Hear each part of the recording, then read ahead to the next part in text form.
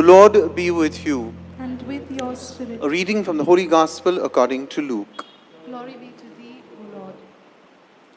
At that time, Mary said, "My soul magnifies the Lord, and my spirit rejoices in God my Saviour, for he has looked on the humble estate of his servant. For behold, from now on, all generations will call me blessed. For he who is mighty has done great things for me, and holy is his name. His mercy is for those who fear him from generation to generation. He has shown the strength with his arm. He has scattered the proud in the thoughts of their hearts. He has brought down the mighty from their thrones and exalted those of humble estate. He has filled the hungry with good things, and the rich he sends away empty. He has helped his servant Israel in remembrance of his mercy, as he spoke to our fathers, to Abraham and his sons forever." And Mary remained with her for about 3 months and returned to her home. The Gospel of the Lord. Praise to you, Lord Jesus Christ. Please be seated. Our text is from Luke chapter 1, verses 46 to 56. Luke chapter 1.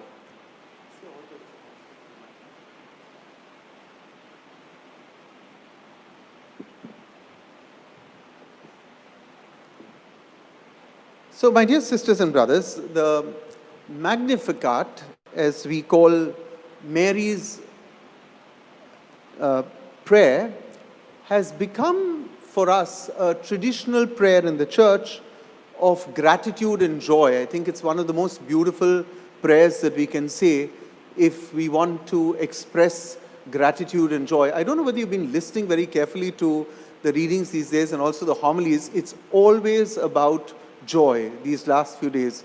Joy in some form or the other. I think I preached last evening quite extensively on grumpy Christians as the worst advertisement for Christianity. Yeah, we sing, as I said, we are happy Christians, but we sing it with no joy, even in the singing or in our expression. Now, this is a moment of ecstatic fulfillment when Mary looks back on all the promises in the Old Testament and begins to sense and begins to relish in a very special way her own role in the Lord's plan. She's looking back, she looks at herself, and then she looks forward. For Mary, this is not just a hymn of her praise, but her praise of him. I'm going to say that again. It's not a hymn of her praise. Very often we think this is a hymn to praise Mary. No, it's in praise of him, of God himself. And she declares so boldly, "My soul magnifies the Lord." It's very interesting. Mother Mary magnifies the Lord. She makes the Lord, what is the meaning of the word magnify? She makes the Lord bigger than anything in the world. And this is what love does. Think about it. You know, when you love someone, you never cease to praise and magnify their presence in your life to the world. When you don't like someone, you'll realize you nitpick at all their faults. But the minute you love someone, you magnify even their failings. Yeah? I'm looking at somebody in the congregation right now, and I can see that even their failings can be magnified because their spouse loves them so much. And that's the beautiful thing of what love does. It helps us to magnify the other person, praise, bring joy. In fact, the very word magnify has its roots in the modern day word megaphone. The word megaphone actually comes from, or rather magnify comes from megaphone. Megaphone comes from magnify. Mary is not whispering her joy to the world.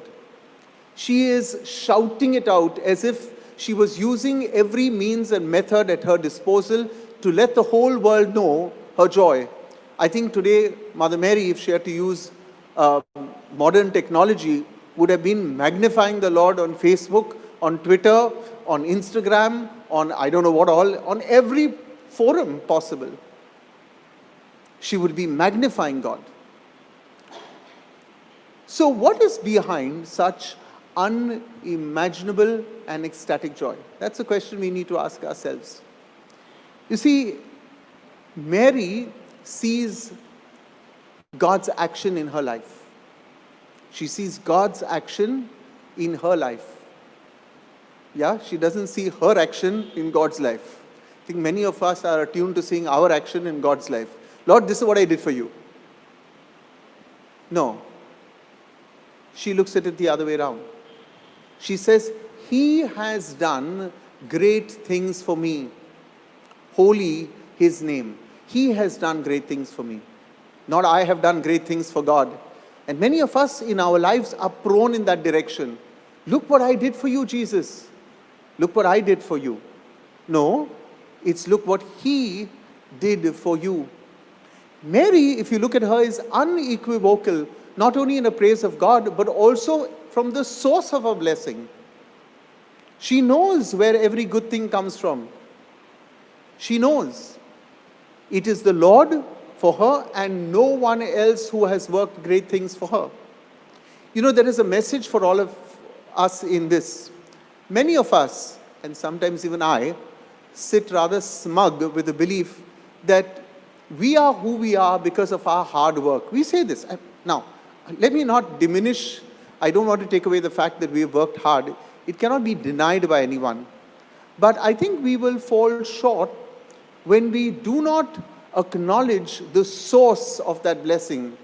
As St. Augustine says, there go I, but for the love of God. I could be somebody else.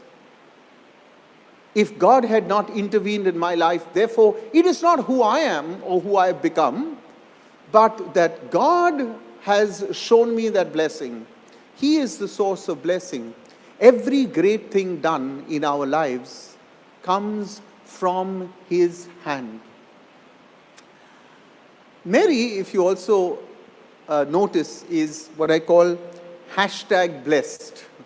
She is #blessed. Everybody likes to use this today, hashtag. I thought, why not use it today? Now, that's a hashtag that many of us use, I use it also, on Facebook and Instagram. I'm sure many of you do that, where you put #blessed with a nice picture of yourself or a nice holiday. The use of #blessed for us often indicates that we had a certain amount of comfort or that we had a certain amount of privilege. Quite recently, I was in Mussoorie with friends. I think I would have also put at the bottom of it, #blessed. It's a way of saying, oh, I've had a great privilege, I've had a great comfort. How lucky I am blessed. We use this so glibly. For Mary, it was just the opposite. She was blessed because the Lord demanded much from her. She was His handmaid to be done according to His will. There was to be no privilege for Mary. None whatsoever. But many, many challenges ahead. Imagine you and I saying, I'm #blessed when my spouse demands more from me. That's not going to happen. Yeah? I'm #blessed when Father Warder says, can you do some more work in the parish? I'm #blessed when my boss tells me, can you not take Christmas Day off, but can you work because, somebody else needs to take that off and they have got 2 children and they are also Christian. You're not married, but he is married. Would you type there and say, today I was asked to stay home, I'm #blessed? I think we would be, as sometimes I am guilty of, using Facebook to vent our irritation, as I did today with the government of Maharashtra, but for good reason, I would think. Others may think otherwise. Are we #blessed when we say yes to God's will? The other interesting thing about Mary was the favored one. She was not the favorite one. You see the distinction between the two? She was the favored one, not the favorite one. She is not picked because God has a special corner in his heart for her. Oh, you know, Mary, oh, I love you, Mary. Nothing will go wrong in your life. She was favored, not the favorite. She was not his favorite because of who she was, but rather that she found favor in his sight. And we read this in Luke chapter 1, verses 28 and 30. She found favor in his sight, which means that she had done everything to please God. That's what it means to be favored. To be a favorite is something quite different. It means I don't deserve it, but I get undue treatment. To be favored means I have fallen in line with what God wants, and therefore I am favored. The run-up to Christmas is a moment of introspection. We all want to be, at this point of time, God's favorite child, to be spoiled by Him in pursuit very often of our earthly life, even in our careers, in where we are going.